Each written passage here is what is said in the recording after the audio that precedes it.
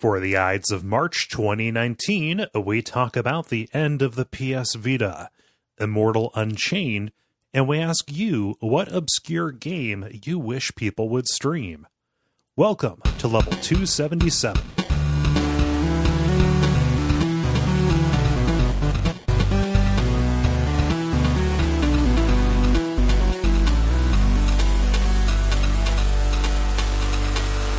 My name is Cole Ross.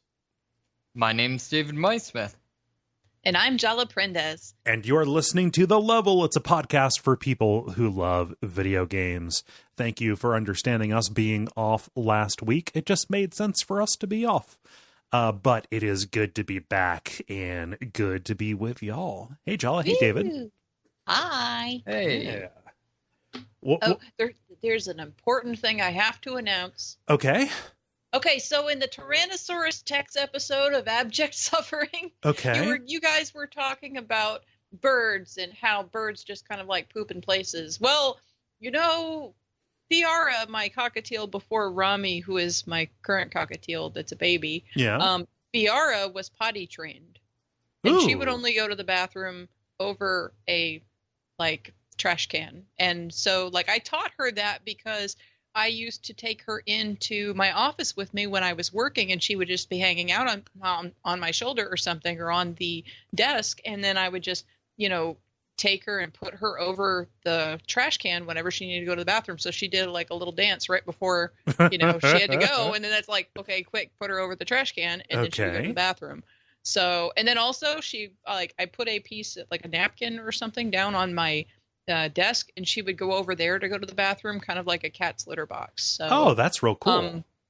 yeah, so like she was potty trained, so it's entirely possible to potty train a bird. It's just, it takes time and patience, and not all birds pick it up the same way. Like Rami has not yet discovered how to do this. I do not know how old Fiora was when I got her, because she just kind of like literally flew to my dad one day. Right. And I had her for 3 years. I do not know how old she was, but Rami is like 1. Right. So, you know, he's still a baby. So Yeah. he has not figured it out yet, but I hope to potty train him at some juncture. So this very rarely happens where I'm directly confronted with something that I've said on another show. I know. We remark on this a lot during specifically Abject Suffering. I have no recollection of what we talk about during those episodes. No, I know. Like, it's fine. It's kind of like people, you know, I've experienced that myself, where people will say, "Hey, Jala, you said that thing in the level." And I'm like, what? What did I say in the level? When did I say that?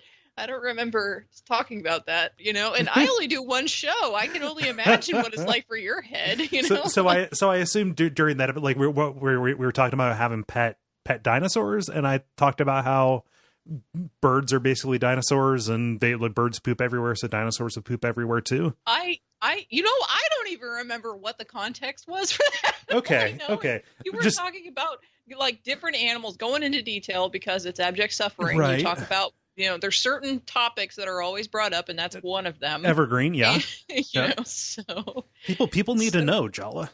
yeah, so that was the thing. Well, that's why I had to like do this little expose and say, oh no, you can potty train a bird. Well, I It's mean, fine. so that is both adorable and gross. Yeah. Yes. No. But you can do that, and you can also put a birdie diaper on them, and then they can have a diaper, and then they will not poop everywhere. And They'll they- have a little jumpsuit. Yeah, they don't chafe at that. No, because it has like, it's like, depending upon the bird, you have to like get them used to having it on in the first place, Yeah. you know? But like, once they get accustomed to it, then once they relate it to this is how you get out of your cage, then they're cool. Ah, But, okay, yeah. You know, yeah. but like if they don't link that up, then, you know. And also, like, the good thing about the little birdie diaper jumpsuit thing is that like you can put a leash on it and have them on a harness, so that way you can take them out without like Oh. having to be scared about, you know, oh, is my bird going to fly off of my shoulder and get Yeah. lost somewhere, you know, because like there are people who have their birds free flying, free trained and everything, Mm-hmm. budgies and cockatiels and stuff that'll just sit on their shoulder, able to fly and not flying off. But, Yeah. you know, like, especially if there's, you know, a bunch of unexpected noises and stuff in any area that you're in, you know, which Yeah, is basically somebody honks a horn, then the bird's going to freak out. Right, You don't right, want it to and- fly. They will go to what seems safe, even if it does put them in horrible danger. Yeah. Yeah. And unlike cats, they will not respond by, plotting your demise. I don't know. Birds can be very vindictive, and they will remember shit forever. So, like, you got to watch out about that. Yeah. Crows, man. Crows. They'll do it. They communicate with each other. They'll share your face. Mm-hmm. Yeah. No. Okay. So that is good to know. I am happy to add that to my portfolio of information about birds. It's strange. After getting a pet, I've gotten just kind of more comfortable dealing with something else's feces. It happens. Like, I mean, like when you talk about it and you are removed from dealing with it ever, it's one thing. But like when you've dealt with it for a while, then it's not such a big deal anymore. It's kind of like, people who are not parents who have to try to change a kid's diaper, if they're not accustomed to that kind of a thing, they can like puke, but like the parents just like, dude, I have stories for you about what's happened with this kid and what they have done. Yeah. I've sent photos to scientists. Yeah. Yeah. No, I just, I recently switched Greta to, I cut a hole in a lid of like a Rubbermaid tote. To act as her litter box, because she kept on kicking the litter out of the box and carrying it out with her whenever she'd go. So now she has to jump out the hole in the lid. Then it's fine. But because I was worried that people wouldn't know what that box was if they came and found it, I got some adhesive mailbox letters, and I labeled the top of that Rubbermaid tote "Cat Poop and Pee." I'll post a picture of it, but just in case you were curious what's in the box, it's cat poop and pee. Wait, why? What were you concerned that people would do with the box? I don't know. Just so go ahead. My big question is, how did you conceive of the notion that people wouldn't smell that crap from like? I mean, like, I understand after you've gotten accustomed to a smell, but like if somebody is just walking into your house, they're going to smell that litter from the next room over, let alone all the stuff in the litter. Well, so the funny thing about the story is that it's just a joke. I just wanted to label a box cat poop and pee, and the mailbox letters were just the way to do it. Yeah. It's also a gray Rubbermaid tote, so it looks like a weird generic product. Like if this is how you wanted to buy the cat poop and pee. Yeah. So yeah, I mean that's the real answer. Yes, well, I have to heckle you. It's like in my contract. How are you doing, David? Yeah, pretty good. I just got back from Huntsville, Alabama. Oh, that's where you used to live there for a while, right? Yeah. So went down to visit friends. We did a seminar. It was applications to Wing Chun of the Teki kata from karate. Okay. So that was kind of cool. And then also was the saw Captain Marvel, which was pretty awesome. Cool. So then we also had the Huntsville Comic Expo, which was a lot of fun. There's some amazing Bloodborne cosplay that I actually posted a picture of to the Slack. Some people went pretty above and beyond. And then also there was a pair of, I guess, male and female BB-8s rolling around, which was pretty interesting. How do you add gender signifiers to BB-8? I feel the like color. Yeah, I feel like the one that was pink and had rhinestones was presumably meant to be female, although I wouldn't be one to judge a droid's fashion sense one way or the other. Right. But it was actually kind of cool because one of the people that was with us actually was runs for Dragon Con a lot of the puppetry track. Okay. And so it was interesting, she is describing, apparently they're actually quite difficult to control. because you basically, the head is effectively independent from the rest of the body. So like if you want to, for example, turn, to have it look at someone, you have to move the body and the head separately, in effect. And it was a lot of fun seeing like small children that were completely unaware that, the robot's being controlled by like the guy 10 feet away with remote control. Okay. So, and it, chittering at them and them, having conversations with it and stuff like that was pretty amazing. Nice. And then kind of the highlight was there was a concert by a group called Cybertronic Spree, who basically play all like 80s era like pop music, and in particular theme songs to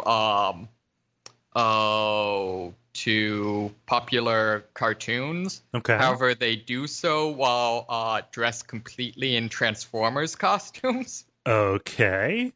Are there like 50 of them on the stage, like the Polyphonic Spree? Maybe. I mean, it's a simple question. Are there a bunch of of them on? No, okay. about 4 people. Okay. But yeah, it's definitely a entertaining, if perhaps niche experience. Well, I mean, there is a consistent market. Like there are a bunch of those kind of conventions you could just kind of go to if you wanted, as an act like that. Yep, I think my favorite, just in terms of weirdness, is the band was actually from Canada, and apparently as part of their like visa, and presumably also because they wanted to, they were obligated to place at least one song from a Canadian cartoon in order to qualify as being like cultural ambassadors for their visa or whatever. Okay, what counted as their Canadian cartoon? I do not even know. Like, it was something that like I had no idea what was going on. I'm not even, it's one of those things where it's like I'm not even sure what to search for. Yeah. I don't even know how to begin asking this question. I assume that it involved like probably mooses and mounties and craft meal, but that may just be whatever the like country equivalent of racism is. Like just stereotyping them, yeah. A cartoon about a moose named Timmy's. Yeah. Neat. Well, that sounds like fun. Yeah, it was. Yeah. Well, I don't really have any stories beyond the box labeled cat poop and pee. Did we have anything else we wanted to hit, or do we want to do a show? We can go ahead and do a show. There's things I could say, but it's showtime. Yeah. Yeah, I mean, while we're here. Yeah. While we're here, we might as well have the regular kind of show, with the brief, the multiplayer, and the grind, and the fates have decreed that we start with the brief, where we talk about things that are happening in the world of video games around us. Jala, what's the story you brought? I got a couple of them, but I'll start with one and go to the other. So, the folks across the pond in the UK have set up a new initiative to tackle the problem of poor diversity in the UK game dev sector. POC in Play is a racial equality and inclusion movement with the goal of representation, providing events and initiatives for people of color currently working in the industry or thinking of joining. And the problem of representation, they've mentioned in the article, is a self-perpetuating thing, right? Children of color don't see different ethnic groups working in the industry, and then they don't think of it as being a viable career option for themselves because there's nobody else like them. Yeah, it's not for me. Yeah. So the games made also lack diversity because the staff working to make them is homogenous. Right. So One of the quotes from the article is there's a problem of visibility, both of people working in the industry and the games themselves. The representation is often stereotypical. A black man will often be, say, an LA gang member, but that's not representing the experience of people in Leeds or Birmingham or in the Caribbean. South Asian people are rarely represented at all. There's a lack of seeing your own stories being portrayed, so young people of color aren't being encouraged to think, I could make a game like that. So this endeavor is being supported by Us2 Games, the dev behind Monument Valley. So the first meeting is going to be on March 22nd, so this is a brand new initiative, but I'm pretty excited to hear about it. Just because diversity is a thing that needs to be out there in the world. Yeah. So that was my first little tidbit. So is this like a national committee or? Yeah, it's just like UK wide, but like they wherever they have people is where they're setting up. Yeah. Their their get-togethers and things to facilitate this. So the second thing is the University of Texas is launching a new gaming curriculum, which builds on existing curricula, adding in coursework and coding for games and in visualization. Both the departments of Arts and Entertainment Technologies and Computer Science will be offering minor degree programs with a curriculum that blends computer science and design. And they aim to double the number of faculty in game design by 2020. So although they're starting at whatever the base level is, they want to, expand this program rather aggressively. The curriculum is designed with a strong focus on industry partnerships and opportunities for students to interact with gaming studios and gaming professionals, which is pretty easy over in Austin since that's like a growing base for development and tech in general. Industry partners consistently told UT that they wanted graduates who are technically fluent, creative problem solvers, skilled at working collaboratively, all that kind of mess. So they're basically working to make a responsive program that gives students the skills and experience they need to launch their careers right there. And Texas, by the way, is home to about 20,000 games-related jobs with a 10% growth expected over the next 8 years. So it is a thing. Yeah. But that's just like, hey, there's, some more opportunities and some more growth happening not that far from where I live. So the one thing very far away from me and the one thing kind of close. Yeah. No, so this is good that it's a big, school, right? Big state school. When I was looking at colleges, most programs that talked about this kind of stuff seemed real fly by night or extremely boutique and expensive. But the idea that this is at a state school, you answered my question of like, are they doing industry outreach? Because, that is a big question. Like, are they preparing people for the reality of working in the project to project kind of environment of game dev? Yeah. Teaching them to cook ramen and such. Yeah. Sorry. Well, also, yeah.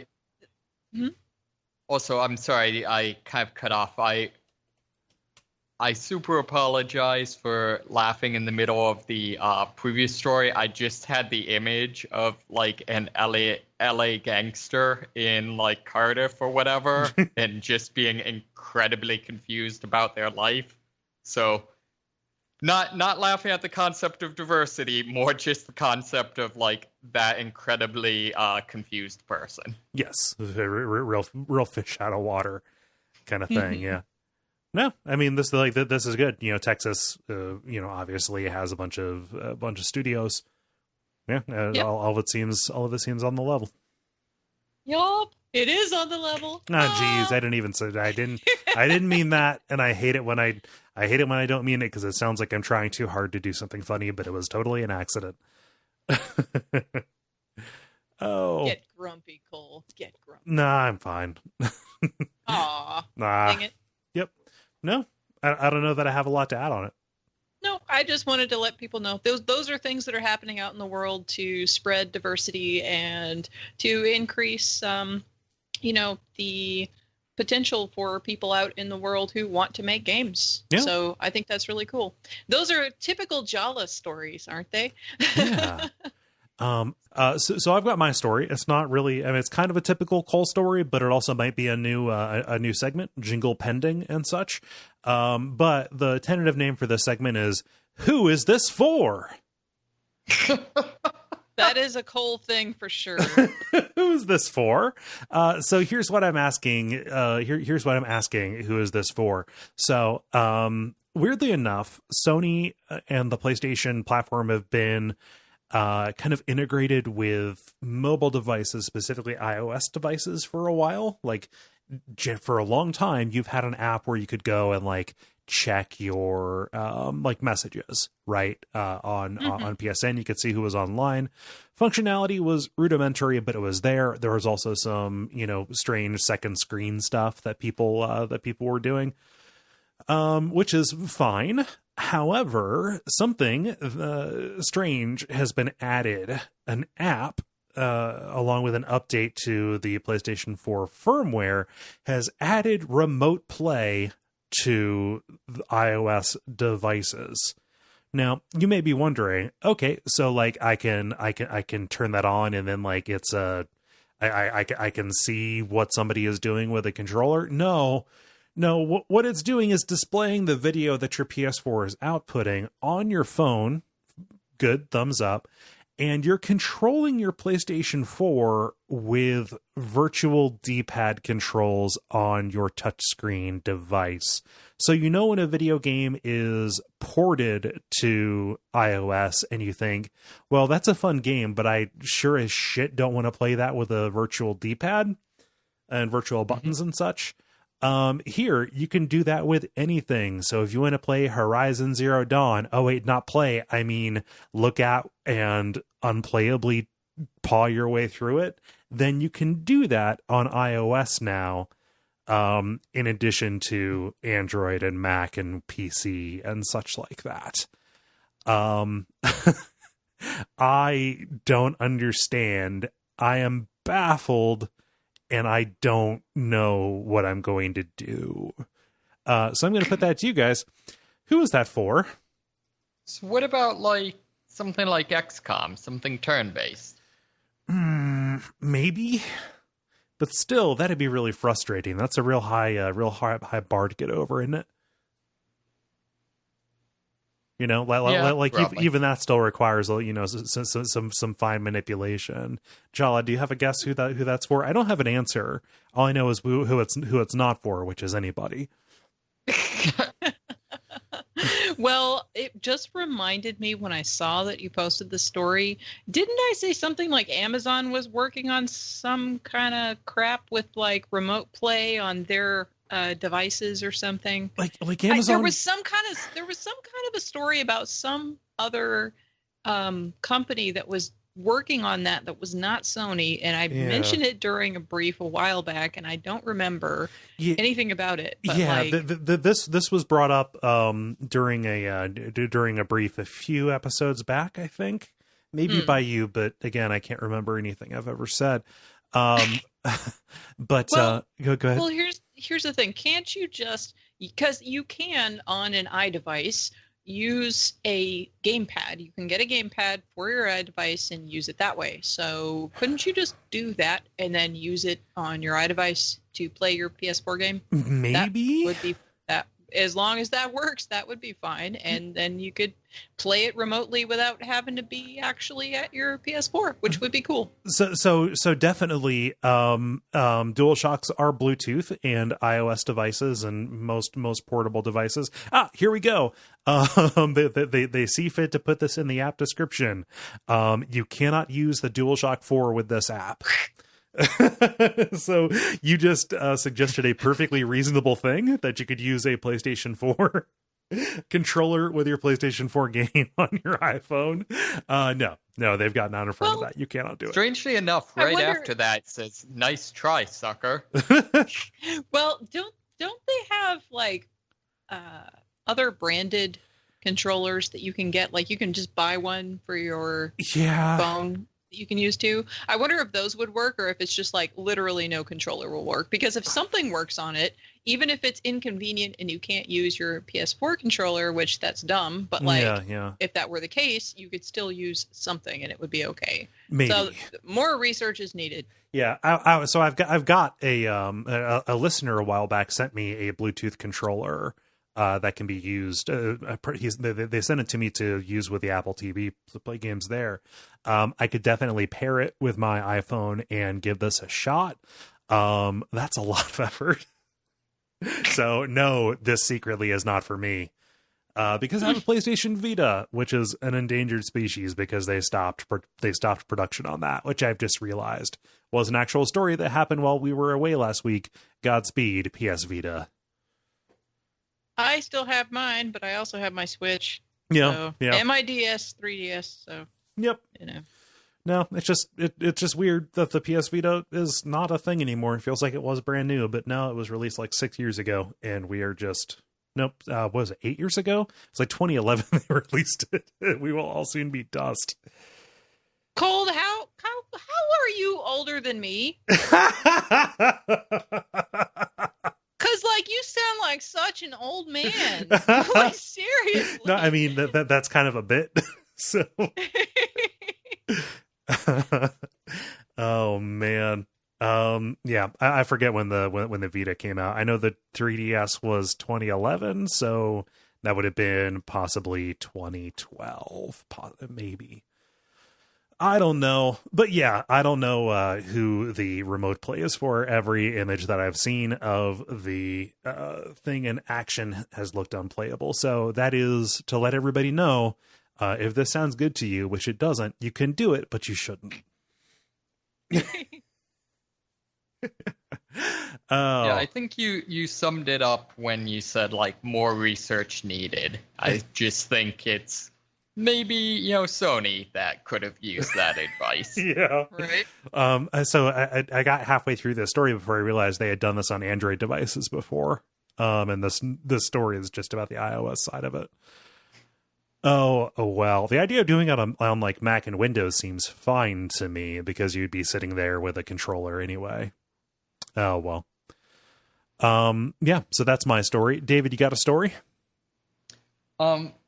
Unfortunately, that would imply the ability to access the internet, which I currently do not have. Oh, that's fine. Yeah, that is a-okay. David's having some... I had two. You did have two. Fine. And I had two kind of as well. So I claim that I actually had a story and Jala stole it via force. We took it. Yeah. Yeah. She is holding my I don't have a pet, so my imaginary pet hostage. Your Grimblefark? She's holding your Grimblefark hostage? She truly is a heartless cat, but multiplayer. Now it is time for the multiplayer where we talk about your answers to the question that we asked. I messed that up really bad, but I'm gonna swing with it. No. So we, on normal shows, you write in the questions and then the hosts answer them. Here, though, we ask you a question, then you answer it, and that's what happens here on the multiplayer. Hey, Jala, the question that you asked, could you restate it for the people? Yeah. What obscure game would you like to see streamed that isn't out there much? And thank you to Michael P. for the question. Yeah, thanks, Michael. And I'll get us started here with Devin, who says, The Messenger. And then there's an emoticon of somebody with a horrible eye condition where their eyes have become stars. Yes. Yeah. The Messenger, that's like the Swery 65 game, I think. No, the Messenger, that's like the Ninja Gaiden alike, right? Yeah, it's like if Ninja Gaiden and Metroidvania, kind of had the fly incident. Yeah. See, you're talking about like, ninjas and stuff, and then like with the name of the messenger, I just imagine like a mailman, and then like my brain goes in a real weird place. Yeah. To be fair, Ninja Mailman would probably be a pretty good game. I know, like I'm just imagining Paperboy, but better. It would be You know? like the best ever. Yep. I like that. It just nor dark of night, nor dark of night, nor dark of night. Jala, what does Austin say? Austin says, Cube was a fun little game. A little spin on the portal involving cubes. There's a sequel to that I just activated from a Humble deal, but I do not know what it is. It sounds like it's a little spin on a puzzle game involving cubes. It does, doesn't it? Yeah. Well, cubes are like the in thing now, so Are they? we're cool. According to you, yes, they are. Actually, according to Gary. All right. Oh, yes, boxes. And It's a such. thing that you said on another podcast God. that you don't remember. God damn it. Seriously, if people don't believe me when I say that, just listen to this. Listen to me not understand. You're such an old man that I have to be your memory. That's great. Have we considered, like, how easy it would be to use this to gaslight Kole? I think I'm doing a pretty good job of gaslighting myself. Yeah. Let's see here. Ollie says, Turrican, any version. I love the Amiga games and have a soft spot for Mega Turrican on the Genesis, one of the best with the 3 soundtracks you will ever hear. It's a game that when you start playing it, it feels okay. Then over time, you come to realize that it's almost perfectly designed. I'd also love to see someone play Intelligent Cube, Karushi over here in Europe, and see them experience the stress of a puzzle game that good in 3D. Intelligent Cube is great. Yeah. I don't have an awful lot to add on top of that. I never played Turrican. Well, he links a video of Mega Turrican, but I don't want to click on it and have it all up in my ear holes when we're in the middle of recording, so I'll have to check that out later. Yeah. Let me see here. No, I turned it on and now I'm hearing a Squarespace ad and I want to die. Okay, there we go. Let's skip this ad and let's see. Oh yeah, Turrican's it's like a side scroller. Looks like a treasure game almost. Neat. Yeah. But Intelligent Cube, I never owned it, but I played it on a like a PlayStation Underground sampler. I think maybe that came with my system. And yeah, it's a real stressful. Man, I want to play Intelligent Cube. And this is the second Cube game that we've talked about. I told you, like cubes, they really are the in thing. Let's see, Jala, what does Mike say? Mike says, I don't know if this fits because A, these games aren't obscure, and B, I don't know if people are already playing them, but I'd be interested in watching somebody stream old PC games like Half-Life, System Shock 1, Fallout, etc. It would be particularly fun watching somebody who didn't grow up with them trying to figure out those games' archaic systems and design. Now, that got like a whole bunch of likes, and the best part about it is I'm reading this list like I didn't play any of those when they were actually extant. Like that was my period of not playing games, and also I didn't get into PC games until like way, way late. Mm-hmm. So, like I haven't played any of those. I don't know that I have the patience to stream them. Like I've gotten like JRPG patience now, but I don't know if I have CRPG patience. Of them, I think System Shock could be the one that would try your patience the most.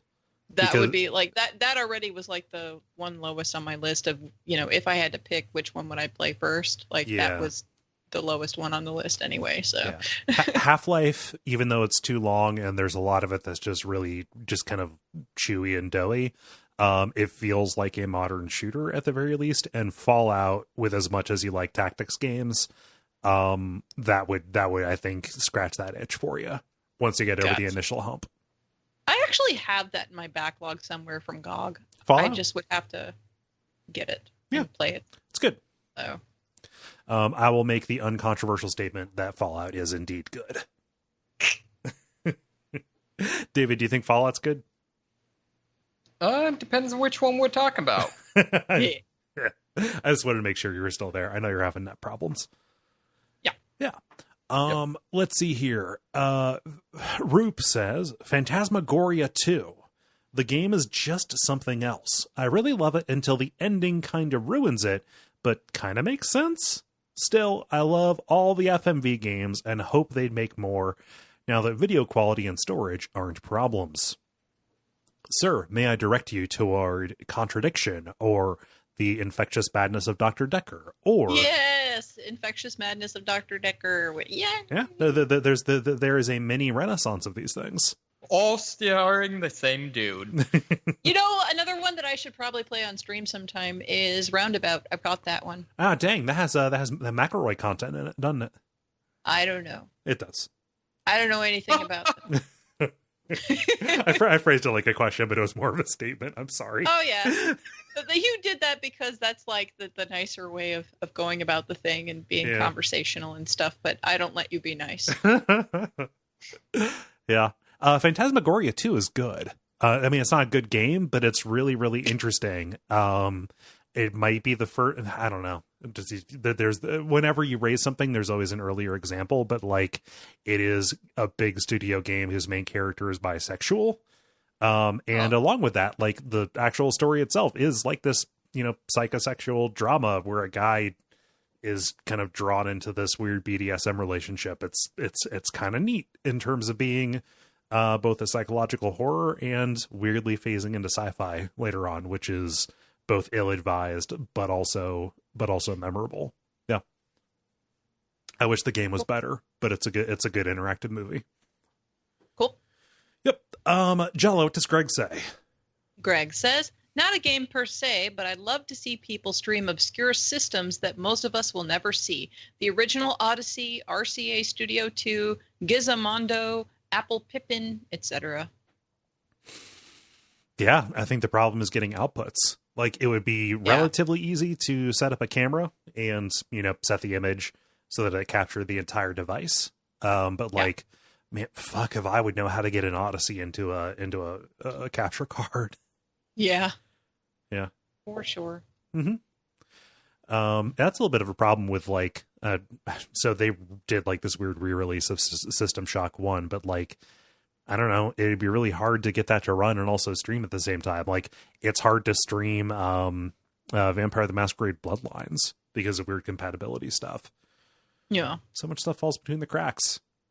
Yep. Lindsay says, this one I have streamed for a couple of weeks now, Eternal Ring.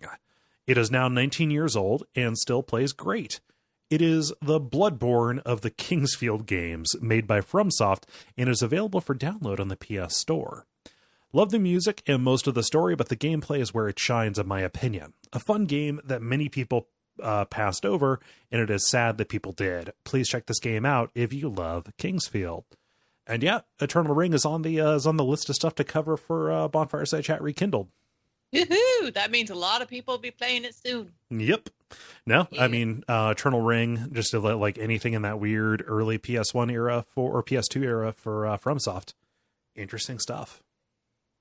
Neat. Yep. Jala, what does Michael say? Michael says, I would love to see some streams of Legend of Mana. It's part of the Mana series I have huge affection for, but rarely hear about. It's got interesting mechanics and absolutely stunning hand-painted environments. I think it'd make a great stream. Which one was Legend of Mana? I think it's a PlayStation one. Because I know Secret. Yeah, it was a PlayStation Mana game. Huh.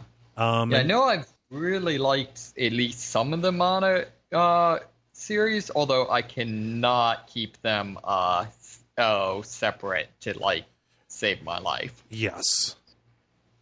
That makes sense, especially when your entire... I mean, I can't keep any of the Tales games separate. Final Fantasy had the way to go because they just numbered them. It was fine. But yeah, Legend of Mana, that was a PlayStation one, and it is gorgeous. Some beautiful sprite work in that. Yeah. Let's see here. David says, I don't tend to watch streams, so I'm not sure what is typical. The only one I can remember watching is Kole playing through Until Dawn, as I was interested in the decisions that he would make. On that note, I would love to watch someone play through the entire Mass Effect trilogy for the first time for their decisions and reactions. I haven't played Mass Effect. There's a lot of shit I didn't play. Yeah. So, yeah, but anyway. Yep. I don't need a list of crap to stream, but like that's a thing. It could be eventually. I mean, one of my prevailing thoughts after I played Mass Effect 2 for the first time was, man, I really wish I hadn't played that game so I could play it for the first time again. Well, that's a thing that you thought. I mean, you just always treasure that, like, you're never gonna play that game for the first time again. You know, it's never gonna surprise you in quite the same way. That cherry done popped. Yep. I mean, I didn't mean to make it crass, but Oh, you didn't make it crass. I made it crass. Oh man. But I have to tell you that Darus is now my new favorite person. Yeah, tell me what Darus says. I really doubt people will stream the oldies that I'd like to see. But as a kid, I loved Amber Journeys Beyond. Okay, I'm saying that with emphasis. I'll say it in a minute. Yes. Okay. It has a really obscure atmosphere, and it is easy getting into it. One of the best scary games of my childhood. Also, my all-time favorite RPG, Shining Force! Because I think that game doesn't have the appreciation it deserves. Finally, Hitman. I love all the ways that game can be beaten. So many streaming possibilities with that one. So this person is just narrowcasting to you, Jala. So, I know. yeah. Exactly. Like, indeed. Because, okay, my answer for this question was Amber Journeys Beyond because Kole started streaming it as like a stream demand request from me, and then it died, and he ended up having to play Among the Sleep. Among the Sleep instead. And Among the Sleep is fine. It's a good game. It was nice to watch it again, but I really wanted to see Amber Journeys Beyond because I had played it a long time ago, and I never got to beat the whole thing because like my computer crashed or something, and I don't know what happened, but I didn't have the game anymore, and I never got to finish that game, and I never got to see the end of it. And yes, I could watch a Let's Play, but I would rather be in a stream because we've discussed this before. I don't watch things by myself. I have to interact with people. So I need somebody to stream Amber Journeys Beyond. But if you cannot get it to run, Kole, I know I can't get it to run, so I need to rely on somebody else to do it because I cannot do the thing. When I get around to that for the Hexcrank retrospectives, my idea for that is going to be to like run a virtual machine of Windows 95 and see if that works.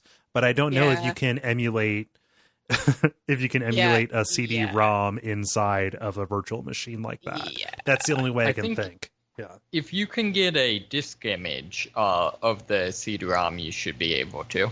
Yeah, that is relatively plentiful, but trying to run it on Windows 10 and any kind of compatibility mode, Jala, I can't. I went to great lengths to try and get that to work. I know. I wasn't fussing at you. No, I feel bad. I cannot. I just know that there's no way I can do it. If you can't do it, I'm sure I'm not going to have the patience to do it. Yeah, no, I wasn't being defensive about it. I just felt bad. I mean, for you, but also because it seems like a really interesting and weird game, and it stopped right as it was getting good, like as I was going into somebody's memories and shit. Yeah, I had gotten further than that when I had played it before, so I had not even seen any of the new stuff that I hadn't seen before. I had already seen all of that stuff, so I was like, no! Yeah. But also, Darus mentions Shining Force, which I love the game, and everybody talks about Shining Force 2. Shining Force 1 was my very first RPG of any sort, and Shining Force 3 is my absolute favorite Shining Force game, but Shining Force, the original, I have a special place in my heart. If I were to ever stream that, I would probably do Resurrection of the Dark Dragon, the version that was on, I think it was GBA. So yeah, that particular version was a really good version in my opinion. So what they added, I think, was literally additive without subtracting anything. Because sometimes you can put stuff in and make it worse. Yeah, of course. Yeah, but in that particular case, I think it was better for what they did. Yeah. So, I mean, I know you've been streaming more recently. Be the change you want to see in the world. Go hard. You spoiled it. You spoiled it. Sorry, damn it. I can cut it out. It's fine. We'll fix it in post. Should I fix it in post or? Well, we will find out. Okay. I will find out if you have fixed it in post or if all of this argument is going in. I mean, is it an argument? Because I can just cut it out. I can I can escalate it into an argument. We can make the argument disappear. Okay. I don't. No, I'm just let's move on. I don't know what I spoiled. Go ahead. No, forward. I have to say, one thing and this is maybe my only exposure to Shining Force, is I love its cover art just for having a man who is putting the absolute minimum possible effort into fighting skeletons. Oh, I know. I love it because he's just like, smack. It's just, I am not even gonna. And it's so great because like that rendition of Max makes him all buff and like super buff, and he is totally like, he's anime dude. He's a little scrawny guy in the actual game. Yeah. So anyway. Nice. Well, I'll continue here. Christopher says, Rise of the Triad Dark War. I played that game so much as a kid, and sadly, people don't talk about it as much as your Dooms or Quakes. Yeah. I wonder, did anyone play the I guess sequel or whatever they just brought out a few years back? No, but I remember I remember thinking, oh yeah, that was a thing when they released that. Yeah, it's that like Rise of the Triad kind of falls into the same weird little trench as Shadow Warrior for me, in terms of like, oh, like these were somebody's favorite shooters and they've fallen into kind of just complete disrepute because other stuff crowded them out. Sure. Yeah. Yeah, I just never quite understood what the Triad was doing fighting Nazis. I mean, granted, fighting Nazis is something we all should do, but like, why specifically they did to piss off the Triad? Well, I don't ask questions. I see a Nazi and I know what to do. In this case, apparently, sure you can. Well, if that's what you have. I'm not trying to sound tougher than I am. It's just, it's a video game. You know what to do with a Nazi. Oh, yeah. Yeah. Let's see. Jala, what does Charles say? Charles says, Darkwood, a top-down survival horror game. It does tension very well and is excellent to watch as well as play. I feel it would be Cole's jam, too. Yeah. So am I the only one that's played that? Yes. Yeah. Yeah, that would definitely be your jam. It has a super unique kind of mechanic where it's a top-down game. At the once darkness falls, you basically have to go into your house and attempt to push furniture up, to block windows and doors and stuff like that. And it's a lot of fun because it really trades on, for example, you'll hear, say, a dresser being pushed away, and it's very much, trying to figure out from the audio cues, like, oh, which room of the house is something trying to, get in? Is it coming closer to me or farther away? Does it know I'm here, or is it just kind of exploring? Yeah. Is it does it mean it, or yeah?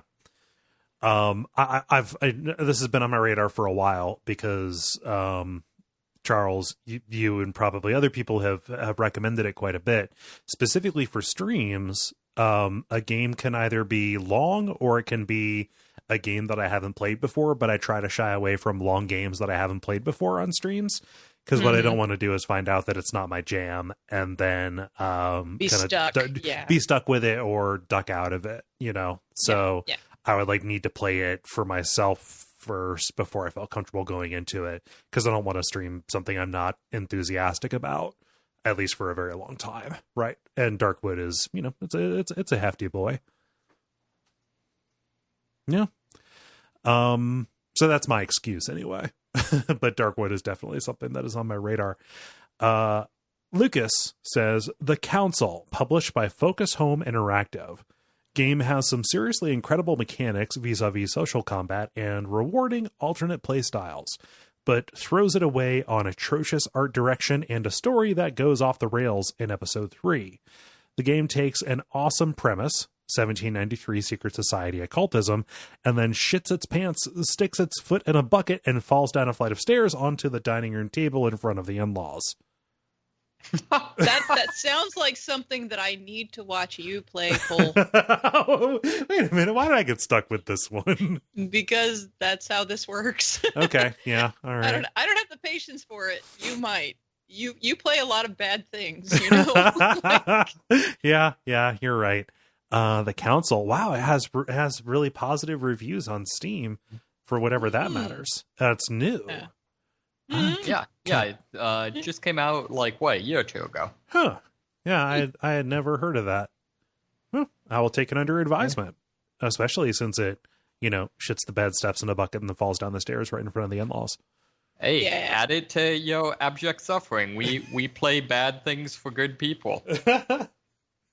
I think our new, I don't know, we're cycling through different taglines. Oh man. Yeah, I don't know that I have an answer for this because I don't generally watch people stream, and anything I would watch, I tend to stream myself.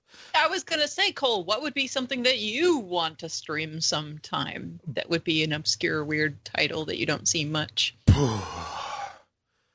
I don't have an answer for that. Fine, cop out. Yeah, be that way.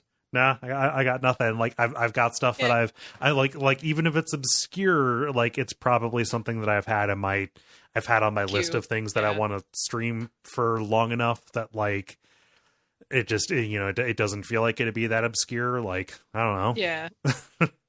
Like I could say like, oh, I want to stream Sweet Home sometime, but like that's a pretty well known horror game, even if not a lot of people have played it. Stuff like that. So I don't know that I have a satisfactory answer. Jala, how about you? I already answered. We had my freak out earlier. Oh yeah, shit. You did, didn't you? Yeah. Yeah. David, how about you? Ah, man, that's a tough one. I'm not sure that there's necessarily any video games that really pop to mind.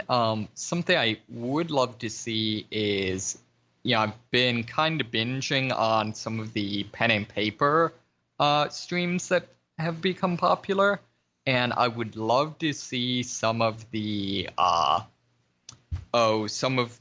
spy themed settings that have been developed. Similarly, there's a number of really good games that kind of, I don't know, attempt to recreate like the Shaw Brothers Chopsaki kung fu movies that I feel like could be really awesome. You know what would also be awesome is Kobolds Ate My Baby, where everybody's drinking. That would be the best. Also, Kobolds Ate My Baby while everybody's drinking would be an amazing is while everybody's drinking an official part of the title? Well, it's called the Beer and Pretzels RPG, so it's literally supposed to be about drinking, and it part of the thing is you are acting like a kobold, which means that you get to make kobold noises and do stuff like gesticulate as a kobold. So it gets more and more ridiculous, especially as people are getting drunk. Of course. So to give you an idea, if I remember correctly, one of the abilities you can, or one of the spells you can learn is it's like vampire invisibility, where you're invisible as long as you keep as long as the actual player keeps their arms crossed like a mopey vampire. Okay.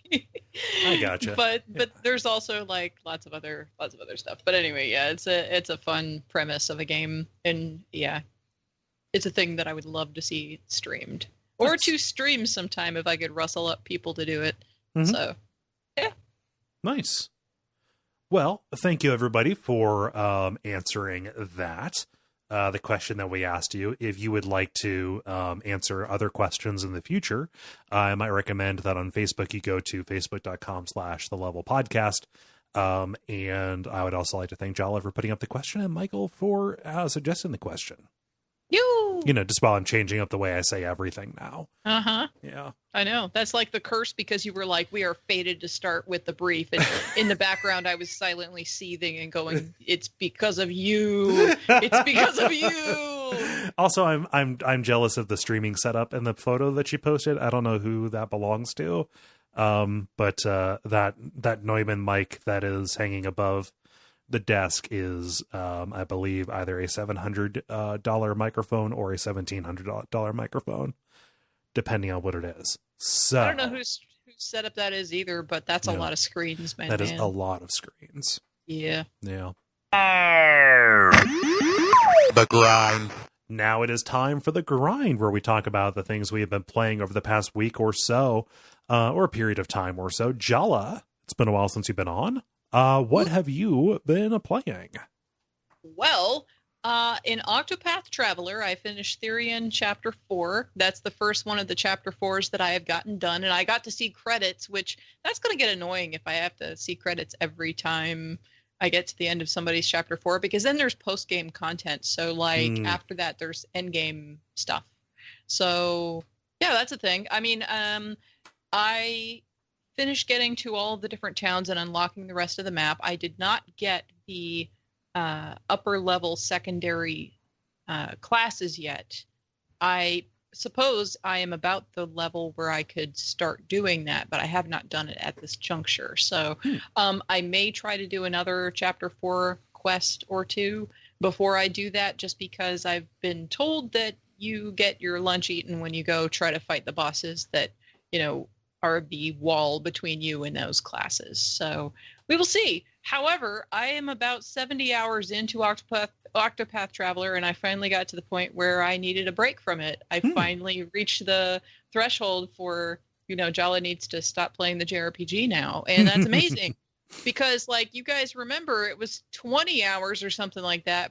Maybe not even. Maybe it was like 15 hours when I first started getting into my JRPG bent, before I needed to take a break. So I got my tolerance level up to 70 hours. 70 hours. 70 whole hours. Just shy of 3 days. I know. Oh my God. So I'm proud of myself. But anyway, that is all I have gotten to play in that, because I just got to the point where I'm just like, it's not even that there's anything wrong. I just got to the point where I'm just like, I just don't want to be playing this. I want to be playing something else. I mean, it's a lot.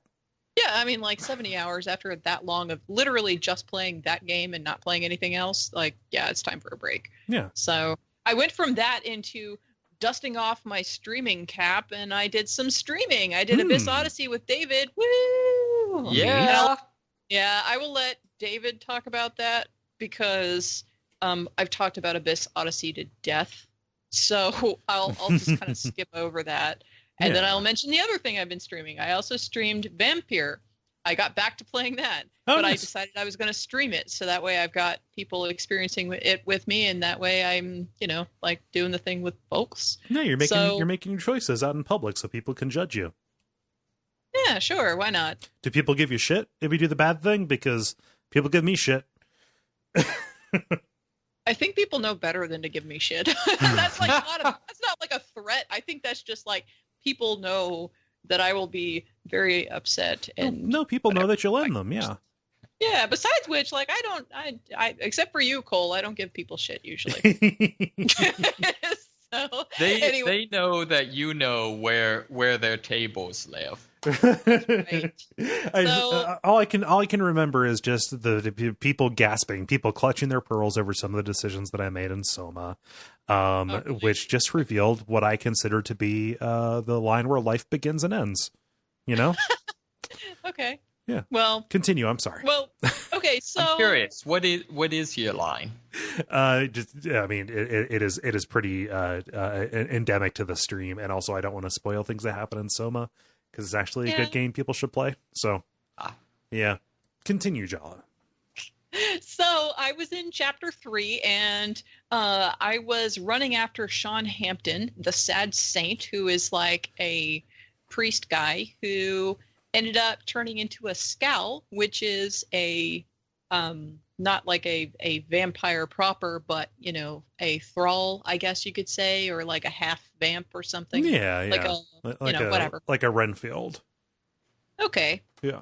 So he turned into one of those. And so I had to go run after him because somebody died in the hospital. And, he went missing and this person died. And so, that's what my mission was.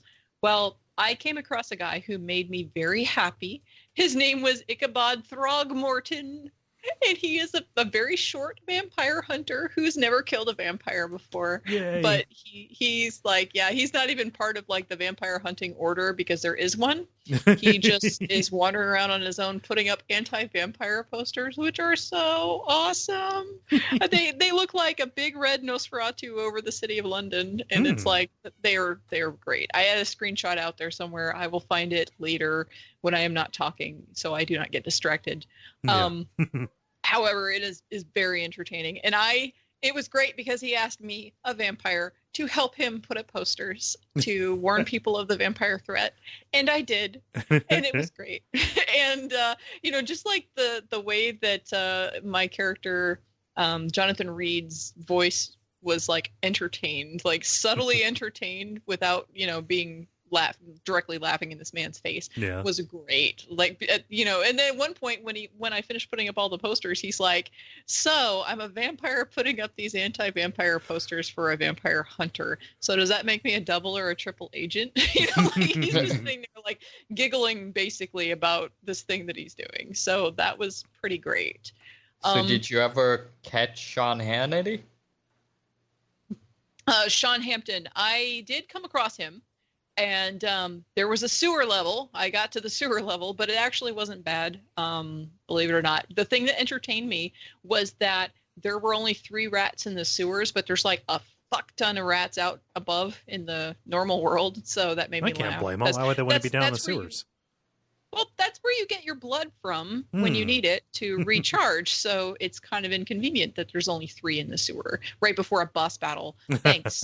So, Fergal Banhammer or whatever his name is some big juggernaut looking dude that you have to go fight at this point. And the first time I was streaming, it was at the very end of my stream that I came across this guy. And I was like, I tried it a couple of times and I'm like, never mind. I'm too tired to care about this right now. So I just turned it off. And then the next time I streamed the next weekend, I ended up killing him in one go. I basically just had to go restock my stuff and be very patient. Which, I didn't have the patience the first time around. So that's why I died. Because I was like, I'm not even gonna. Yeah. But, so I did that. And, oh my God, the end of the last stream that I did was great. There was so much wonderful narrative stuff. I was just like, my faces, I posted pictures of, screenshots of my face from the stream. I had some expressions going. You can check that stream out, like the archive of that on my YouTube. So the one that says Fergal Banhammer or Fergal or something. Right. Some weird unpronounceable name in side quest. That's the one where like my face for like the last third of the stream, I just had this expression. So was it just because it hit hard or it was operating in a space you didn't expect? There were some pretty extreme things that were going on, and I was like, oh, snap. And then, like, okay, the main character guy, Jonathan Reed, is usually very mild-mannered and stuff, but every once in a while he gets really aggressive, and he got really, really aggressive about some stuff that was real sensitive, and I'm like, oh, my God. Oh, dude, he's being, like commanding and just, like, brutal. Holy crap. Like, I was just like, oh, wow. So I had a great reaction to that, and I was thrilled with the narrative beats.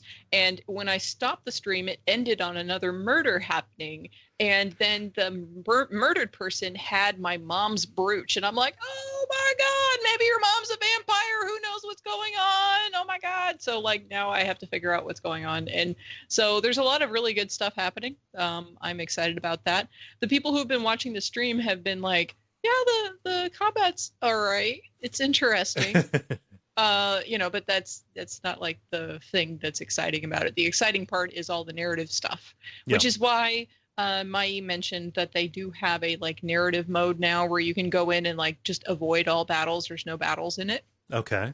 But I already started my game before that was a thing, so I don't have the option at this juncture to go and change it. It's not like you can change it mid-play. You have to pick at the beginning, apparently. But I mean, the choices you're making in the talkie bits kind of inform what kind of vampire you're going to be in the fighty bits, right? You get the choice of using your experience that you gain from eating folks, killing people, and doing side quests. You get all of this experience from those things, and of course story beats. So you have the choice of leveling up your dude however you want to when you go to rest at night. So not necessarily like you can make whatever choice you want to in the narrative bits, but you still have the XP to spend however you want to.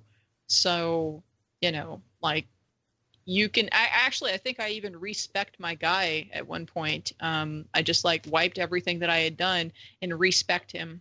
I don't remember if that had a cost associated with it or if it was just something you can do as a free action. But yeah, I did respec him at some juncture because I was like, nah, I don't really want that skill. I want to change it. Yeah. So I was able to do that. As a side note, you're a vampire that goes to sleep at night?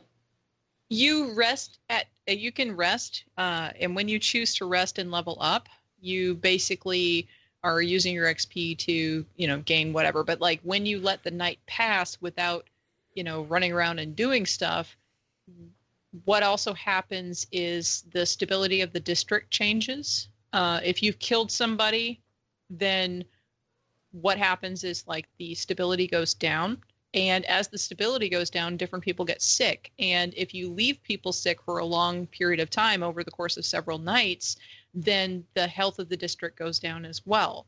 So like, it's not always the best option to go and, rest and level up because that can have dire consequences on your, different regions that you're trying to get information from and work through because when people are sick, they are like, I think it affects whether or not people open up to you as well. I could be wrong on that, but it also changes the number of bad guys and what level they are, I think.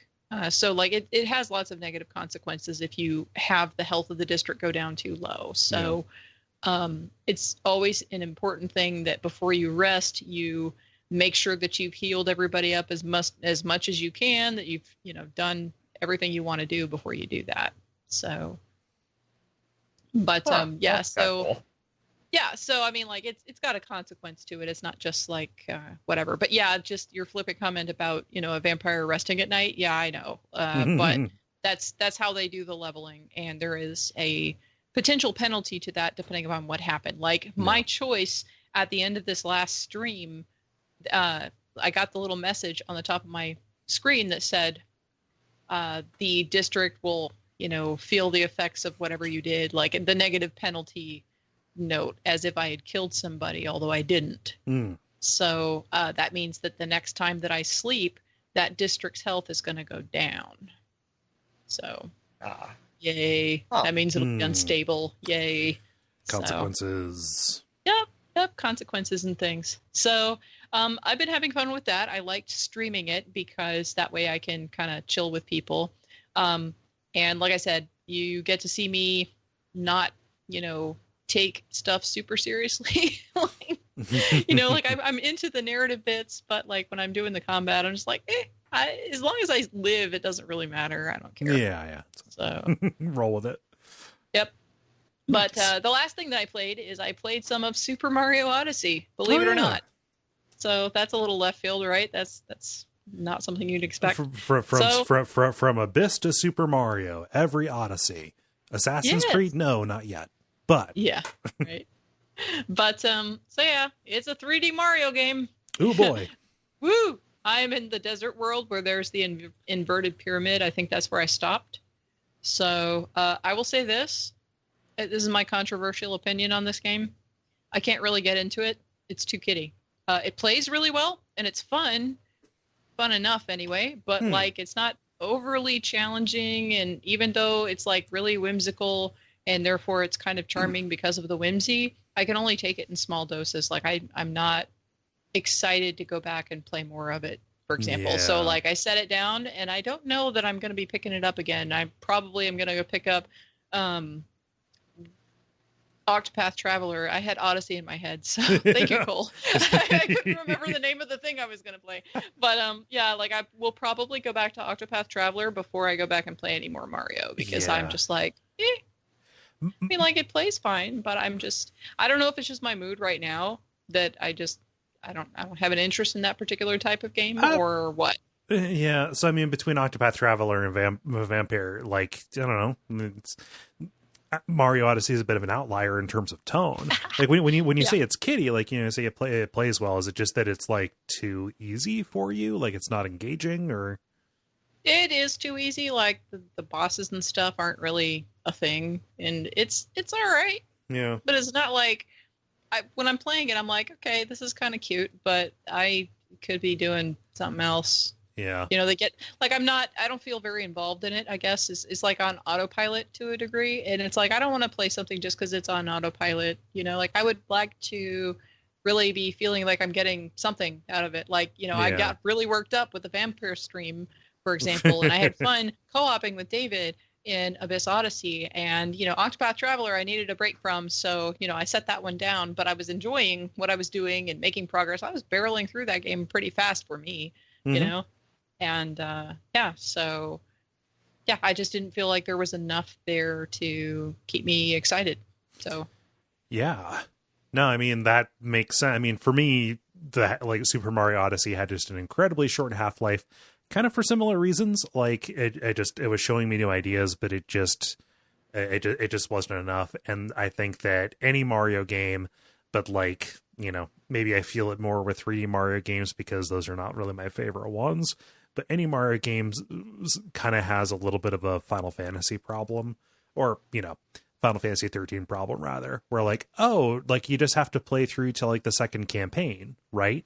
Like the, you know, the point in a Mario game up through the credits, that's like it teaching you how to play the game, and then it shows you the challenge stages. Or in Mario Odyssey's case, like it reveals a whole new set of moons for you to get, and those are the real hard ones to get. And I just don't know that I have that whole first run in me, especially when 3D Mario stuff just, again, isn't my speed.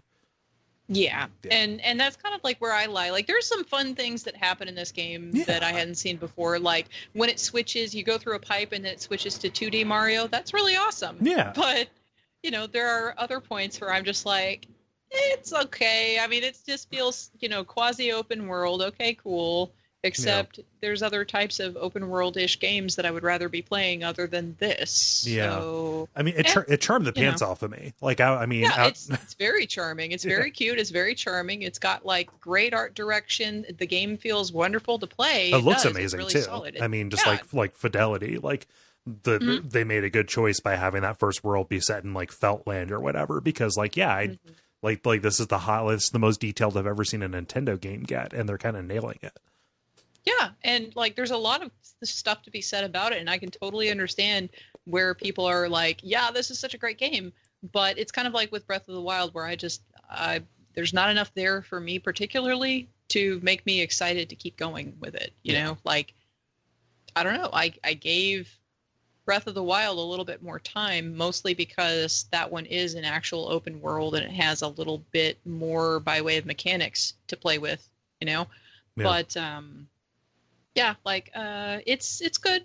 It's good. It's just like not my jam in particular. And I will. You're on the internet. Something can't just not be for you. But I will eventually probably go and play some more of it. But and it might strike me different later. Yeah. The thing is that there are many times where I will be playing games that are completely, you know, discordant, you know, theming. So. I don't necessarily think it's because, oh, you're playing Vampyr and, you know, Octopath Traveler and this is like left field. You know, I'm left field, and like from minute to minute I could have a different opinion of things and act a totally different way, you know? So like, whatever. I don't think that's it. I think it's just, I don't know, generally speaking, the mindset that I've been in for the last several months, striving towards the things that I've been striving for, like this is just not where my head is right now, you know, and my head may never be in the Mario space. I don't know. It might be, but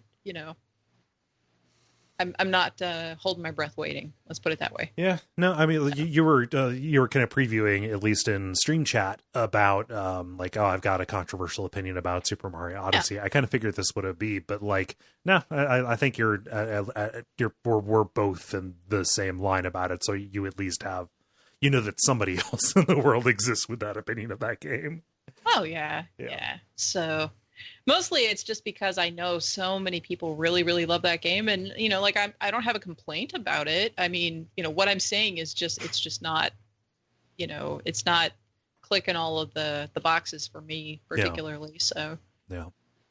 So that's all I got. That's what I played. Any questions? No. Cool. Not for me. David, I'm curious, first about Abyss Odyssey and then what else you've been playing. Sure. Yeah. So, Abyss Odyssey, we've kind of talked about it before. It's a how quite would you describe it? It has gameplay that's very much patterned off of Super Smash Bros. However, it's exclusively player versus environment. The plot line is that there is a warlock sleeping under I think it's the capital of Chile, and his nightmares are producing basically monsters that are traveling up through the abyss and attacking people. So you have to take on the role of one of the more heroic manifestations of his dreams and journey down through the abyss to fight him. The whole thing has a amazing Art Nouveau graphical style. Mm-hmm. It also has something I kind of enjoy is part of the plot line was that the warlock grew up in a religious family. Okay. And so some of his number of the bosses are kind of take on the role of his mental image of some of the more abstract scenes from the Bible. So some of the weird stuff that from Revelation and stuff like that, where it's the living beast with 3 heads and those sorts of things. Are there biblically accurate angels? I haven't seen that, although that likewise would be terrifying. I think my favorite is one of them is a very little depiction of there's a passage that talks about it's the physical embodiment of the word of the Lord, where literally it's a man who's has a sword coming out of his mouth. Okay. It's just, it's really weird stuff, but, done in a very artistic, kind of, hand, painted or drawn style. Yeah. Really lush animation, 2.5D style, kind of like a dollhouse cutaway as you move between rooms. Exactly. Yeah. And so, Jala played, I don't know. Katrian. Who is the, I guess, the warlock's dead girlfriend, right? Wife, wasn't it? Wife. Yeah, one or the other. And then I played as the ghost monk, who is apparently the embodiment of all of the people that have died in the abyss. And it's just kind of an edgelord type of guy. But it also has, you can meet and get advice from a skeleton mariachi, which, that pretty much pays for the price of admission itself. So ultimately, we actually made it to the final boss, but then we're very, very quickly overrun by, I think, Oh, The fishes. the He fish. had he shoots out a bunch of like a whole school of fish that fly through the air, and that's one of the things that shows up in the level too, in the levels that you go through, specifically in the frost levels. They freeze you midair. I don't know how this works out and how the logic works on this, but then again, it's Nightmare Country, so whatever, you know. But it's not just him. He also has a couple of ads. He's got a couple of other basically mini bosses with him. So you have three on two going on. So there's that. But we did get him down to like half health before we died, and we still can go back, you know, and go from our save point the next time we try. So. Yeah. One of the things I'd kind of forgotten that I think's just kind of interesting, kind of fun, just from a I don't know, sort of story supporting narrative, is when you die, you actually then temporarily take on the role of one of the Chilean soldiers that's venturing into the abyss to try to, stop the monsters.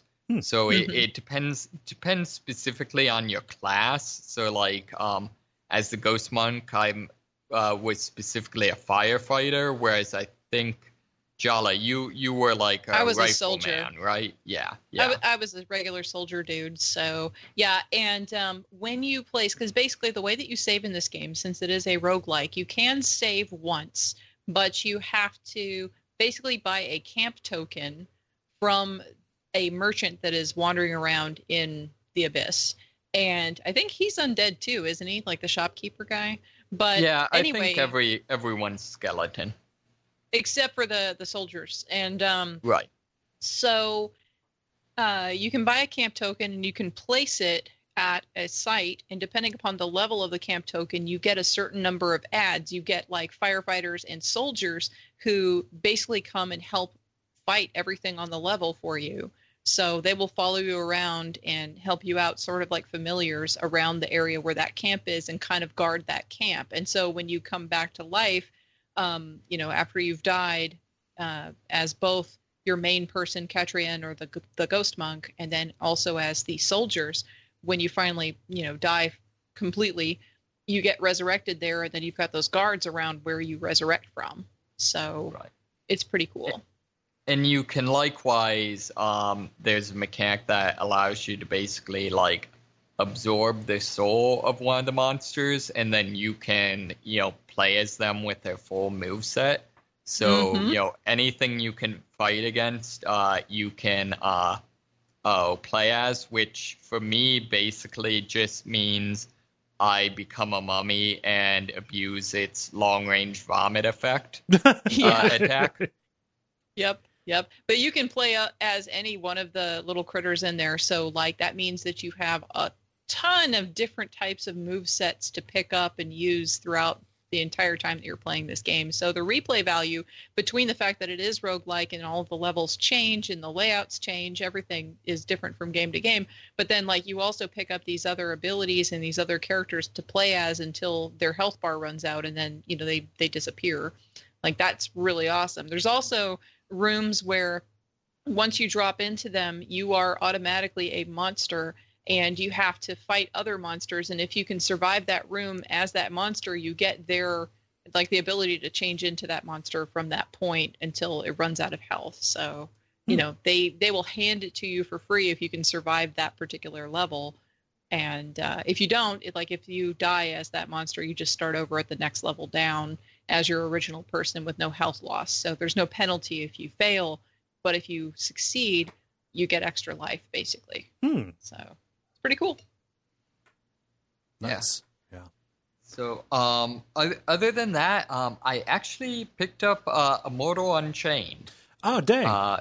Yeah, Ooh. So that's been kind of fun. It's I'm really interested to see. I've been running all over the place, so I haven't been keeping up on the level as much, or the Duckfeed as much yet. Has your show on that come out yet? Yeah, the last episode in that series just came out yesterday as we're recording. So we've played through it and talked through it, and our opinion is generally positive. Yeah, so I'm really interested to see, because I feel like kind of my take on it is, compared to it very much feels like not just a game that's like, hey, I want some of that Soulsborne money. Right. It strikes me as, a team that, really, wanted to kind of try to make a interesting backstory, and, is doing something new in terms of the gameplay, that sort of thing. Mm-hmm.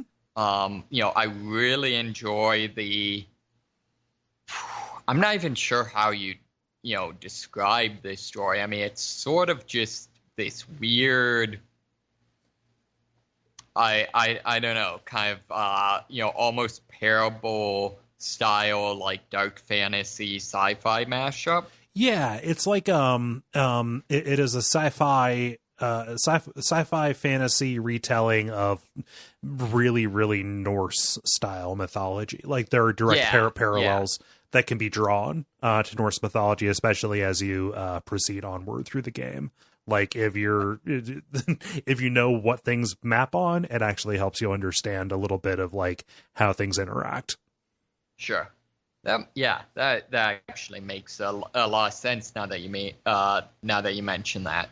Yeah. And it's surprising, at least to me, how well the third person shooter stuff maps to some of the Souls style gameplay. In particular, I was kind of surprised how the sort of emphasis on, being very, very aware of your surroundings and kind of watching out for ambushes and that sort of thing, maps in a really interesting way to, the need to, dive into cover and stuff like that. Mm-hmm. Similarly, I've not really played before that I can think of a shooter that had a iframe dodge. Yeah, and that like expects you to use it. Like, iframe dodges are imperative to Souls, and like it's part of the tutorial. There is a place you cannot get through if you do not dodge through it. Right, exactly. And it seems like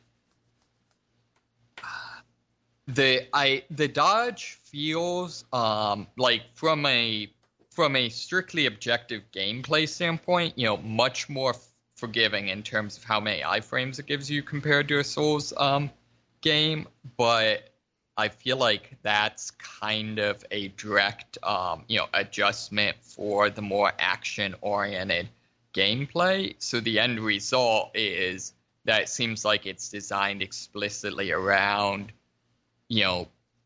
the idea of, in a shooter, you're not dodging an attack so much as you're dodging like a burst of fire. Mm-hmm. So it's a little bit more, and at least to me it felt very much like when I wanted to dodge through something and had the presence of mind to do so, I generally could, if that makes sense. Yeah.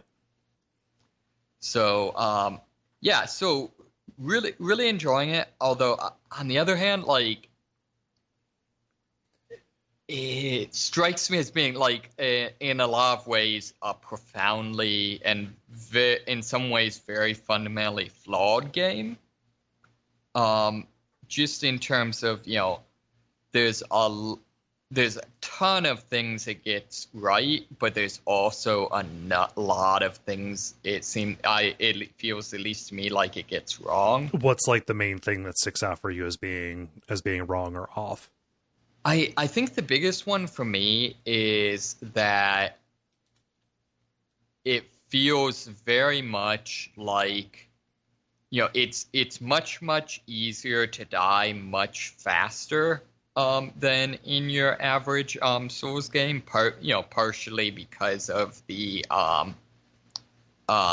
because of it being more action oriented, and therefore it felt much more like it didn't, to me, have the feeling of most of my deaths being deserved. Okay. There were just a number of times where I would, literally like 5 times in a row, fight through the same, horde of enemies, only to, get to some enemy that was, maybe a little bit cheap or, in a particularly bad, situation, and just get, instantly slaughtered and have to do it all over again. Whereas in, most of the Souls games, definitely they're very challenging, but it generally felt like I was always, kind of advancing as opposed to throwing myself against the wall. Yeah. Can I ask where where you're at in the game? Like how much of it you've done? So currently I'm in, the Verdant or whatever? Viridian, yeah. Yeah. And I'm trying and very much failing to beat the boss. Oh, yeah. So like the melee guy with the halberd? Yeah, that summons the poison enemies. Oh, yeah. Up on who's like the enemies who are removed from the arena but can still hit you. Right, and yeah. that would be an example of like that's a fight that to me, I guess for lack of better words, not even so much seems unfair so much as it is just not fun. Yeah, it's a weird fit for the for the style of game it is. Like right. it feels like a melee fight. Yeah, exactly. Well, and I think also, it's one of those things that, again, in this sort of genre where things is supposed to be, supposed to be very difficult, I wouldn't so much say that this is always wrong, but I will say I feel like the gameplay has a tendency to fall apart anytime you fight enemies that have any sort of like knockdown effect. Oh yeah, knockdown is always bullshit. Yeah.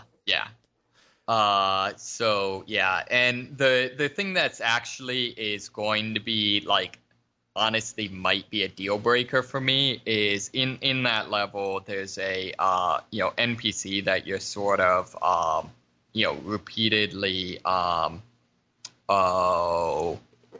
escorting, and basically got to a point where had gone through a huge very long sequence of fights, and for some reason the bonfire equivalent is behind a locked door you can't get to. Mm-hmm. And so basically had about 10% of my health and almost no ammo, and got to the next part of his story, which immediately triggers an ambush. And so I was almost instantly killed, and it's like, oh, NPC's dead now, quest failed. Yeah, no, that's a thing. It's going to happen again when you get to Apexian. Like, yeah. The NPC quests, aside from Bren, are bullshit. Yeah, so that's why I'd say where it's kind of a funny thing where it's a very, very good game, but I'd categorize it as being very, very flawed at the same way. Mm-hmm. And I don't know. I feel like it says something that like I totally don't hold that against it. Yeah. It's okay for something to be flawed, and like by and large, it's pretty successful at what it tries to do, and it's a thing that is improbable that it would get it as good as it does. Yeah, totally. So I'm interested to know what sort of loadout did you go with? So for me, I kind of cheaped out is maybe the wrong word. So primarily I did auto shotguns, and then I found a launcher that I really liked, specifically a grenade launcher that did energy damage that kind of carried me through the bulk of the game. I didn't really fuck around with snipers because even though they're really powerful, the limited ammo really bumped me out. And like submachine guns or assault rifles just kind of felt like they didn't put stuff down quickly enough for me to survive encounters, and that ended up being the way to go in my experience. Auto shotguns are really good and effective, and you kind of continue to find good ones. Sure. Yeah, so I feel like that's actually another thing that, again, is something that I would say is, pretty unique within the Soulsborne type thing. Is it very much emphasizes virtually every enemy, if not every enemy, has a large glowing weak spot on their back. And so there's it gets a lot of gameplay mileage out of either, you like circle dodging around someone, or taking advantage of when they reload, or even on some of the melee enemies, like timing when they do a swing and turn part of their back to you to zero in on that weak point. And particularly with, like, for example, I'm using the pump shotgun, and like that is super satisfying to be able to just nail a weak spot and take someone out. They do really good stuff consistently with the pace of play, and messing around with when and for how long those weak spots are exposed. Additionally, like, that is absolutely necessary, like especially with bosses, but just throughout the runs, because your ammo is limited, and refilling your ammo uses a consumable that is not necessarily readily available all the time. Right. Like, hitting those criticals, like getting the weak spot, is a matter of survival, because it's the difference between using 10 shots or 2 shots, which limits the number of enemies you can safely fight, and on down the line. Like, there are a lot of dependencies behind nailing those weak spots. Yeah, and it gets some kind of interesting. It strikes me as kind of interesting in that I don't know if it's because I've played a number of the Souls games, or the game's catering to that, or just it does a really good job of teaching you this. But it feels like from that you get very quickly to the point where you start doing some of the sort of more advanced Soulsborne style tactics, where you're doing, like, even though an enemy is, say, a melee enemy that can one-shot you, like, the best idea is to be right in their face and, like, sidestep. So, yeah. What the biggest, I think, actually, strangely enough, gameplay thing that I feel like they kind of overlooked is just being able to run past enemies. Doesn't really work when they have guns, and I feel like is actually kind of a fairly important part of the Souls thing. And I think that's to the degree that, like I said, some of the areas feel kind of frustrating. I think that's actually one of the big contributors, which is just kind of funny. Yeah, no, absolutely a thing. And in addition to what you've already noticed, they change enemies up in certain ways to make it even less viable to get past them. So you are going to be fighting for every inch. There's no way to, like, because in a Souls game, if you know the way to the boss and, you're just kind of done with this shit, you can find ways to, juke around people. Sorry, I said juke Jala. You can juke around people to make the run. Here, you're not going to be skipping a lot of the stages.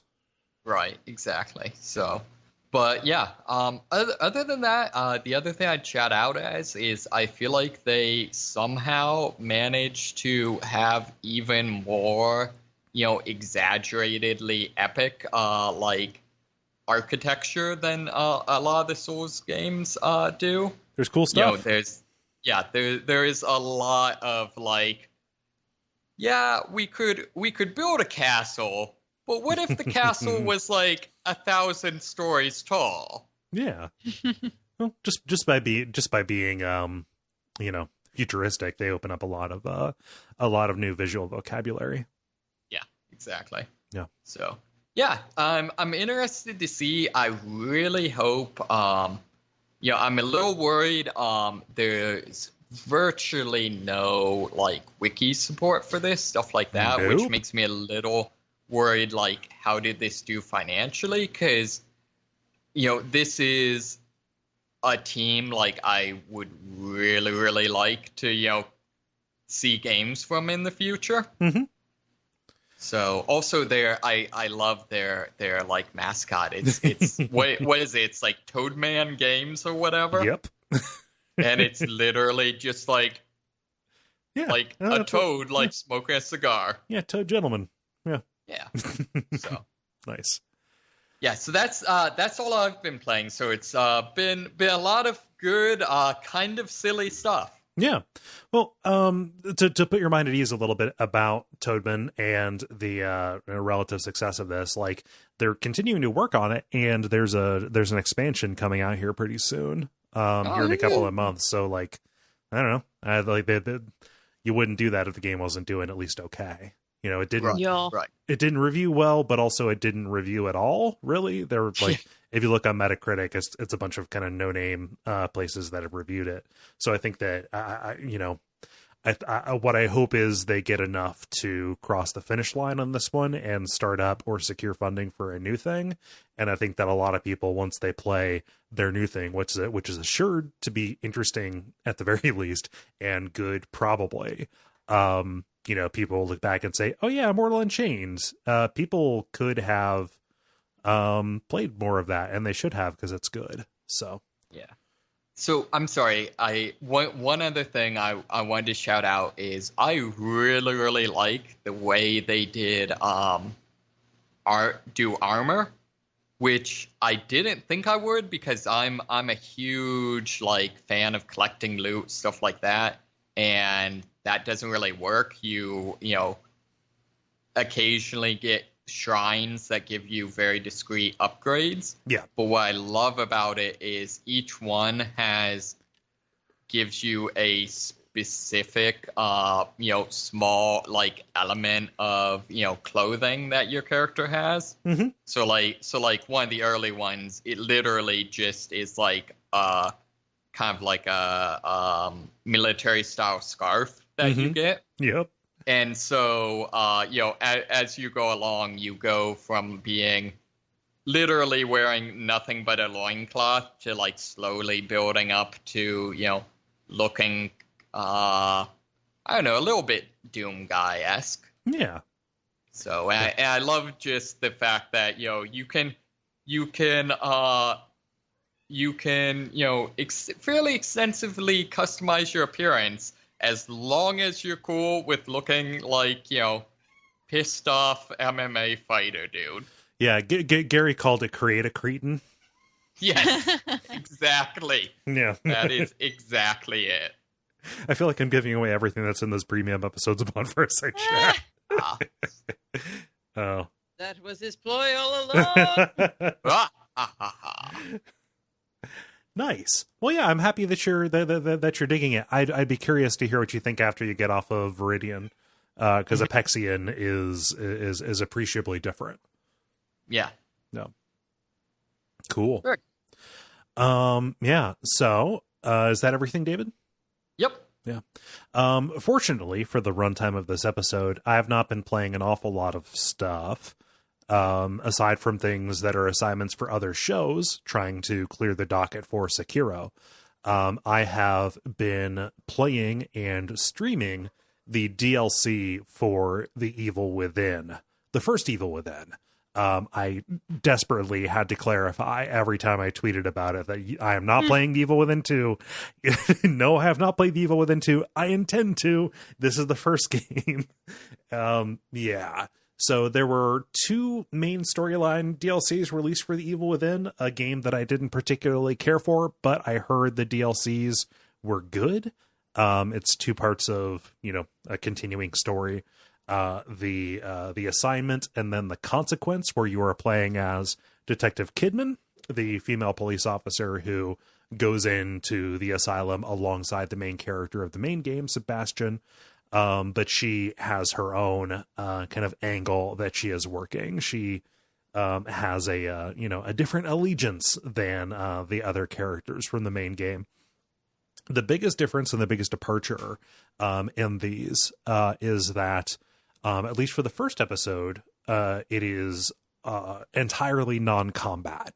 So you are exploring these senseless mindscapes and doing a little bit of light stealth, but it is mostly pursuit based and it is mostly exploration based, which is good because the combat in The Evil Within was frustrating and hellish, full of instant death. You were having to manage extremely limited resources, extremely limited even for survival horror games. So I was really relieved that, like, in the first episode, when there was shooting, it was like a little almost on rails section where you were like pinned down and you were trying to fend off enemies who were coming at you with infinite ammo. Cool. They just wanted to spice it up, put a little bit of shooting in. We have a shooting engine. Let's do it. Good. Imagine my dismay when in the second episode they add combat and it just keeps getting more and more combat heavy. Oh no. Yeah, and at the end it is very much just kind of akin to just a regular Evil Within kind of deal. So it is a real almost like bait and switch where it feels like they were designing to their strengths, and they demonstrated like, yeah, we realized we gave you the not fun part of this game in the main game. Here's something cool in this world. You can get this batshit story, and that is satisfying and good. And then slowly we're back on our bullshit again. So I ended it feeling pretty dissatisfied. Pretty dissatisfied generally with the DLC, even though weirdly it does fill in holes in the incomprehensible story of the first game. It answers questions and provides different perspective on some of the events that happen. So in that way, it is a bit of a success. If you can call something that literally just fills in incomplete and baffling information, a success. Yeah. So would I recommend that you play it? No, probably not. Probably for fans of the genre. Oh, nope, not even for that. I'm a fan of the genre, and I would say no. I am curious about The Evil Within 2, though. This looks amazing. Yeah, this could be twice bitten, 4 times shy, but like people who I trust, namely Ben and Zach from Video Games Hot Dog, have said good things about The Evil Within 2, and I trust them. I don't think they're going to steer me wrong intentionally anyway. I don't think this is a years-long plot to gaslight me. So I'm going to give the series a break for a little bit and then give it a shot on my own. Yay! Jala, you were there for some of the Evil Within stuff. Some of it, and then I wandered off. Sorry. Yeah. That's fine. I don't know. I don't really have much of an opinion on it because like I caught some of it at the beginning when you were first starting it out, and then like I popped in a couple more times, but like I was starting working on a painting, which you can see on my social network stuff. Yep. So like I was absorbed and not really paying attention to streaming at all because I was painting. So I gotcha. Yeah. Apologies. That'll teach you to art. Yeah, I made art things. It was nice. You should look at them. Yeah. Cool. So that's it. The Evil Within, the assignment, the consequence. I cannot emphasize enough the first game, not the second game. How do you all feel about buttoning it up? I feel buttons. Thank you so much, everybody, for listening to this episode of The Level number 277. We really appreciate you taking the time. We'll try and make it a little while before we take another week off. Regardless, we would love if you came back next week. We would also love if you checked out the Patreon and if you left us a rating or review. It's been a little bit since we've gotten one of those, and we do so enjoy when you do that. Otherwise, tell friends, all the usual stuff that I run down. Am I forgetting anything? Can we tell them about this weekend's thing? Yes, let's do that. Yeah. Yeah. So for the Hex Crank stream, Jala and I are going to be playing Resident Evil 6. Yeah. Yeah. So, we haven't talked about this. I don't know if you intend to stick around and complete the game with me. Yeah. That'll probably take several weekends. So we may end up needing to plan around that. But at the very least, we're gonna start out with Leon and maybe try to fight. Get to the point where we fight the monster made of boobs. The booby lady, that falls into the abyss, never to be seen again, but did not actually come back, which is weird. Yeah. Unlike the rest of the game, where that's basically the entire plot. Yeah, everything is sensible. Yeah. Exactly. Yeah, so we're going to be doing that regular time on Hexcrank. So you guys going to, at least if you get that far, whatever, do the Ada campaign? Yeah, eventually, which means that we get to do that fun joy again. Yep. Yay. I will admit that I have only played the Ada campaign a couple of times as much as I've gone through the game with a bunch of different people, because what'll happen is we'll start it and then whoever I'm playing with is just like, oh, this is bullshit, and we just stop. So it's not even me saying it. I can count the number of times I've said this is bullshit and stopped on a stream on one hand.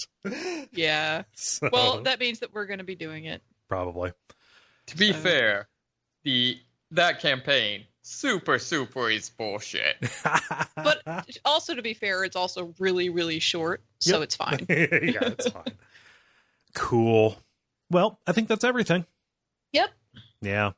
Well, I've been Cole Ross. You can find me on Twitter at Cole Ross.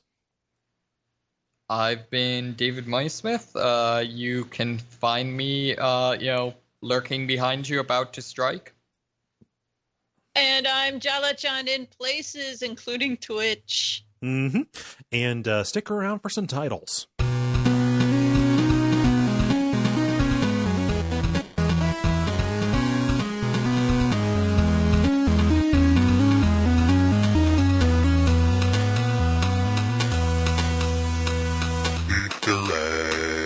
So I only have one, which is a question. How are you older than me? Well, I have 3, one of which is extremely short and the other 2 are very long. Okay. So I don't even know how to begin searching for this. Grimblefark. And I'm hearing an ad and I want to die. All right. Okay, David? I was slacking off this time. It's all right. I like how are you older than me? I know that was mine, and I wrote it down, and that's shitty to vote for your own. That got a reaction from all y'all. Well, and you might have written it down, but I was the one who said it. Yes! Yeah. I win again! Woo! How do you feel about that, it was David? A contest, but yeah. I can support this. Cool. All right. Well, I'm going to go. Yay, I'm going to go too, and I'm going to eat. Enjoy food, Jala. Good night. I will. Good night, I'll y'all. Eat. Bye! Bye. Bye.